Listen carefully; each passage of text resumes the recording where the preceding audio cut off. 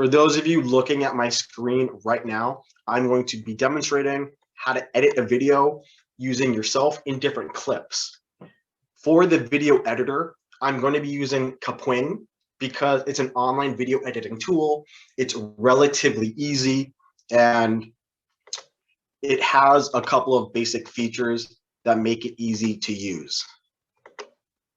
With this, there are a few things I'm going to cover. So if you look at my timeline, I'm going to make my timeline a little bit bigger and make my video smaller.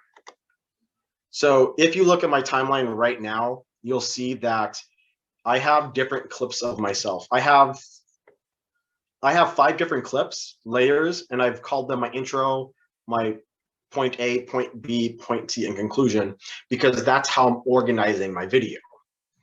And in addition, on the timeline, I've put them all linearly. So my video starts at 0, and I've put all of the clips of myself sort of back to back.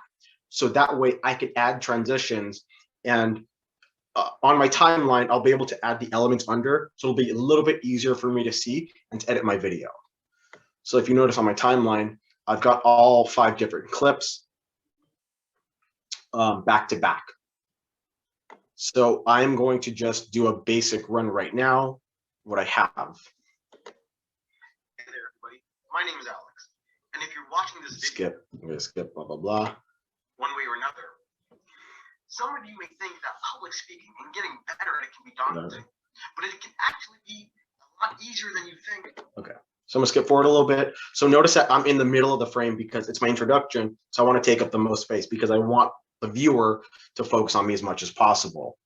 I'm gonna skip forward a little bit. So if I to develop your own public speaking skills on your own. Okay, so this is me changing things. The first tip you want to have when practicing public speaking is you want to do something called walk and talk. So notice on how for this clip, I'm standing to like visually on like on the left side of the video. So with the white space, I want to add something because in that point, I'm going to be talking about the concept of walking, talking to help reduce anxiety and to build practicing with getting more comfortable with body movement and with conversing. I'm going to add an image. I want to add an image because the concept is walking and talking. I want to find an image of people walking. So I might just put maybe this one. These people seem happy. So I'm going to position it. And I'm going to sort of move it so that way it appears sort of in this corner right here. So now I'm going to take this back a little bit. The first tip you want to have when practicing public speaking is you want to do something called walk and talk. Okay, so I want to move it a little bit so that way I want the visual to appear like when I bring it up. So I have it right here.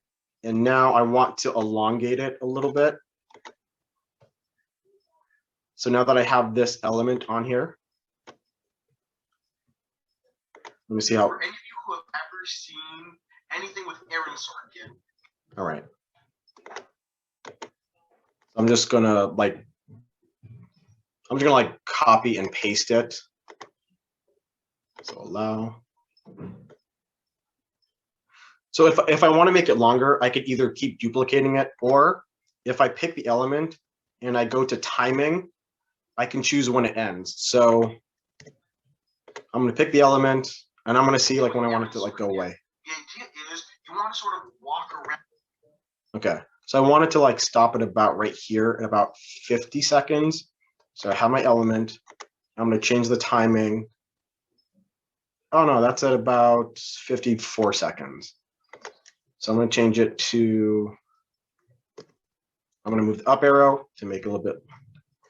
So, okay, so now that I've edited that a little bit, let me go back. Let me see what it looks like now. Is you want to do something called walk and talk.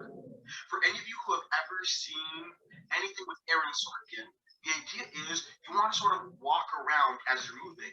So that way, as you walk and as you talk, because you're doing different body movements, as you're talking, you're starting to build your ability to tactily move around and learn and to talk. By using a walk and talking, this helps your body warm up as you present, and you can speak more improvisationally. You can say things that are more free flow. And by doing this, it sort of helps you feel a lot less anxious, and it gets you better into the movement.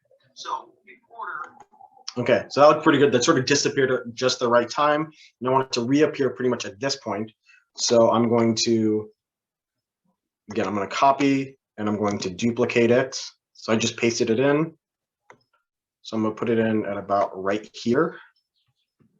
To be a little bit more comfortable with public speaking, the first tip is to do a walk and talk. All right. Boom. So I have that now. So like my first clip, I've got like my positioning to the left, and I have my image that to visually demonstrate my concept popping in and out at the right times.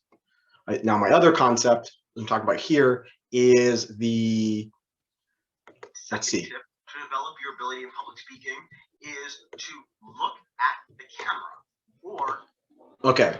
So right here I say look at the camera, and I'm pointing. So I want to add something in here. And because the concept is looking at the camera, I want to add image, maybe somebody staring. Oh yeah, this looks creepy. I like this. So I'm going to put this in here, right here, and now I'll play to see how long it goes for. Look at the camera, or to look at something very intently. So I'm going to get very close to this and look very intently at the camera because I want to develop my ability to maintain eye contact.